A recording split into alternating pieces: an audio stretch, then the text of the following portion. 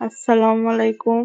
আমি chicken recipe share করছি। প্রথমে এভাবে কেটে নিয়েছি পেঁয়াজ কুচি আর কাঁচামরিচ তেলের উপরে বাদামি করে ভেজে নিচ্ছি। তারপরে মশলা এড করব। মশলা এড করেছি আমি।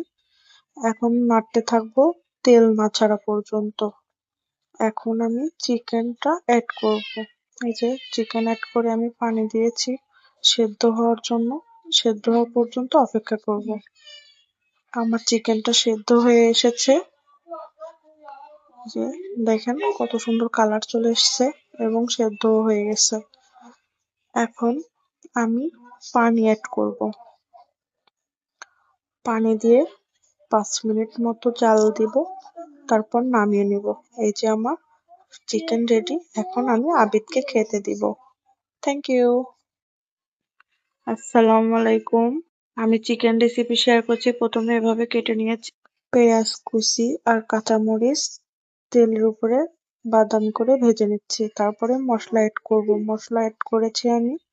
এখন নাড়তে থাকবো তেল না ছাড়া পর্যন্ত। এখন আমি চিকেনটা এড করব। এই যে চিকেন এড করে আমি পানি দিয়েছি সেদ্ধ হওয়ার জন্য। সেদ্ধ হওয়া পর্যন্ত অপেক্ষা করব। আমার চিকেনটা সেদ্ধ হয়ে এসেছে। যে দেখেন কত সুন্দর কালার চলে এসছে এবং সেদ্ধ হয়ে গেছে। এখন আমি পানি অ্যাড করব। পানি দিয়ে 5 মিনিট মতো জাল দিব, তারপর নামিয়ে নিব। এই যে আমার চিকেন রেডি। এখন আমি আবিদকে খেতে দিব। Thank you.